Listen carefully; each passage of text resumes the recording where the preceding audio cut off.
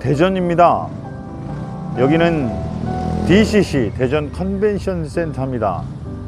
성심당 빵집 혹시 들어보셨습니까? 오늘 빵 이야기를 좀 해볼까 합니다.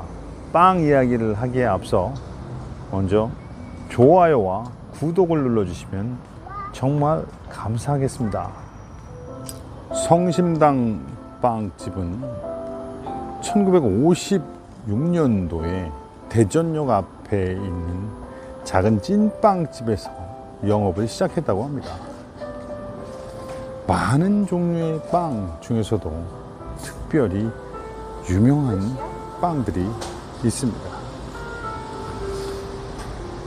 아무리 유명하다고 해도 사실 모든 국민들이 성심당 빵을 알고 있는 것은 아닙니다.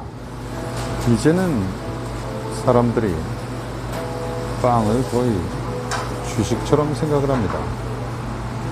과연 우리는 언제부터 빵을 먹기 시작했을까요?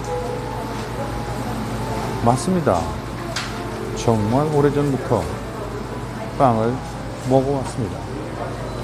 쌀과 더불어 인류의 양대 기본 음식이라고 할 수 있습니다. 쌀과 더불어서 굉장히 오랜 역사를 자랑하고 있는 것이 빵입니다. 빵을 먹게 된 이유는 아주 간단합니다. 가공하기가 어려워서였습니다. 변은 굉장히 쉽습니다. 껍질을 벗기기가 쉽고 그대로 물에 넣어서 삶으면 우리가 먹을 수가 있었습니다. 그리고 떡으로 가공하는 것도 매우 쉬웠습니다. 그죠?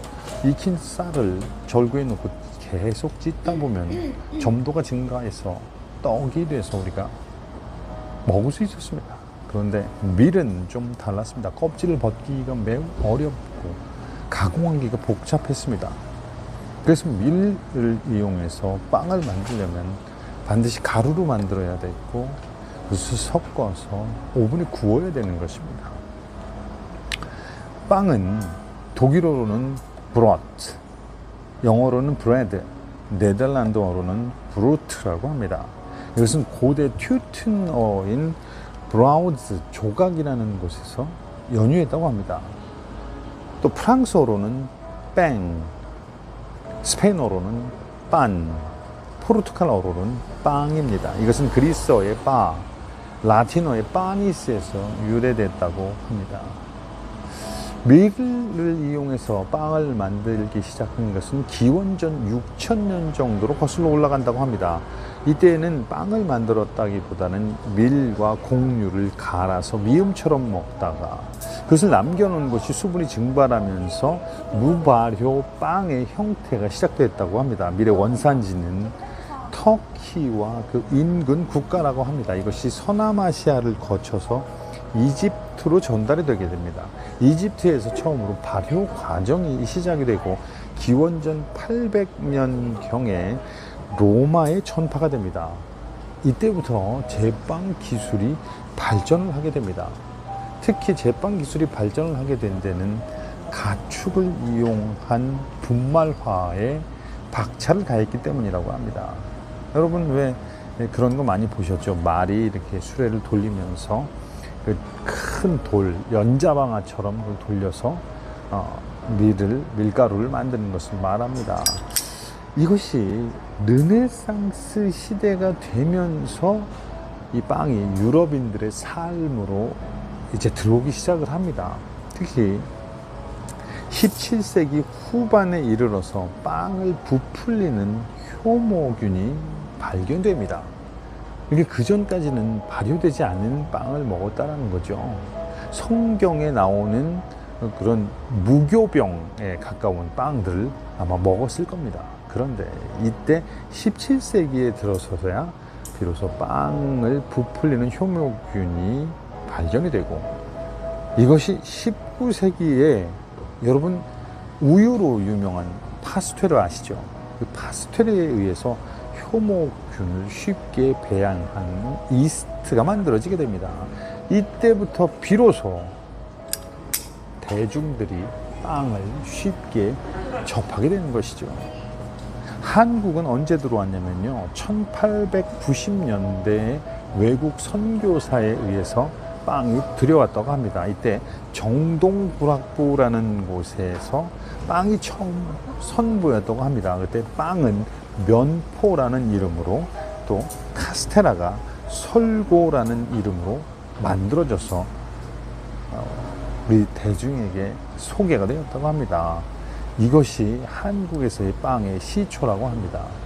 그럼 6.25 사변 직후에 이제 외국에서 밀과 밀가루가 많이 들어오게 되고, 그래서 소규모 제과점들이 많이 생기게 됐고요. 1960년대에는 이제 대규모로 빵을 생산하는 업체가 등장을 했습니다. 1990년대에 들어서야 비로소 프랜차이즈가 시작이 됐습니다. 빵에는 여러분들이 아시다시피 많은 양의 탄수화물이 들어 있습니다. 그래서 빵과 밥은 이걸 안 먹으면 못 사는 사람들이 탄수화물 중독이라고 하지 않습니까? 그런데 놀랍게도 빵에는 육류에 버금가는 단백질도 함유되어 있습니다. 밀과 호밀에는 많은 양의 식물성 단백질이 내포되어 있죠. 이것은 콜레스테롤이 없어서 어쩌면 건강에 좋은 식품일 수도 있습니다. 그런데요, 여러분, 우리가 밥을 먹을 때 반찬과 먹지 않습니까? 밥 그 자체는 맛이 없습니다. 즉 맹탕이어야 합니다. 그런데 우리가 먹는 빵은 정말 당분도 많이 포함되어 있고 많은 맛을 함유하고 있죠. 이것이 이 빵을 주식으로 하는 나라에서는 상상할 수 없는 일입니다. 마치 우리가 먹는 빵은요, 밥에다가 버터와 설탕, 그리고 뭐 홍당무, 견과류를 잔뜩 넣어서 밥을 지어 먹는 것과 같습니다. 서양 사람들이 볼 때 우리가 빵이라고 먹는 것들은 어쩌면 그냥 간식 혹은 과자로 취급을 하는 것이 대부분이라고 생각하시면 됩니다. 주식으로 먹으려면 맛이 완전히 맹탕이어야 한다는 얘기죠. 또 오늘 여러분과 함께 먹어볼 빵은 성심당이 자랑하는 튀김 소보로입니다. 튀김 소보로. 이게요, 탄생한 지 40년이 됐다고 합니다. 사실요, 성심당 빵집은 1956년도에 대전역 앞에서 찐빵집으로 시작을 했다고 합니다. 그런데 지금 이 성심당 빵집은 프랜차이즈를 열지 않는 것으로 유명합니다. 대전에서만 먹을 수 있는 빵, 이것을 모토로 하고 있죠. 놀랍게도 2018년도에 연 매출액이 532억이었습니다. 대전에서 연 매출 500억이 넘는 기업이 4개밖에 없다라고 얘기를 하더라고요. 사실 뭐 다른 기업들이 있을 수 있는데 제가 상식이 짧아서 그런 4개밖에 못 들었을 수도 있습니다. 4개는 뭐냐면요, 성심당 빵집, 그 다음에 그 술을 만드는 회사가 있고요, 골프를 하는 회사가 있고 건설사가 있습니다. 이렇게 4개가 500억이 넘는다고 합니다. 자세한 것은 저도 확실히 알지는 못합니다만, 어쨌든 성심당 빵집은 2018년에 연매출 532억을 달성했습니다. 오늘 여러분께 튀김 소보로를 소개시켜 드릴까 합니다. 튀김 소보로는요, 정말 놀라운 작품입니다. 이게 탄생한 지 40년이 됐다고 하는데요. 세상에 이런 엄청난 당쇼크가 올 만한 이런 제품은 없는 것 같습니다. 이건 말이죠, 일단 겉모습을 딱 보시면요, 소보루빵입니다. 튀김 소보루니까 당연히 소보루빵이죠. 소보루빵이 뭘까요? 여러분, 예전에는 이걸 이제 곰보빵이라고 얘기를 했었습니다. 이 소보로라는 뜻은 일본어입니다. 이 소보로 성분은 비스켓을 만드는 그것을 만들어서 빵 위에 비스켓 만드는 걸 얹혀서 빵을 만드는 거죠. 그러면 이 빵 안에 밑에 있는 빵 부분은 구워지고 위에는 비스켓처럼 돼서 바삭바삭하게 되는 겁니다. 그런데 놀랍게도 한 입 먹어보면 어떤 현상이 일어나냐면요, 안에는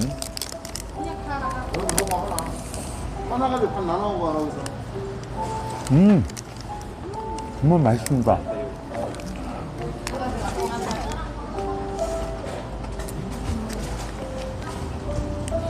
보십시오.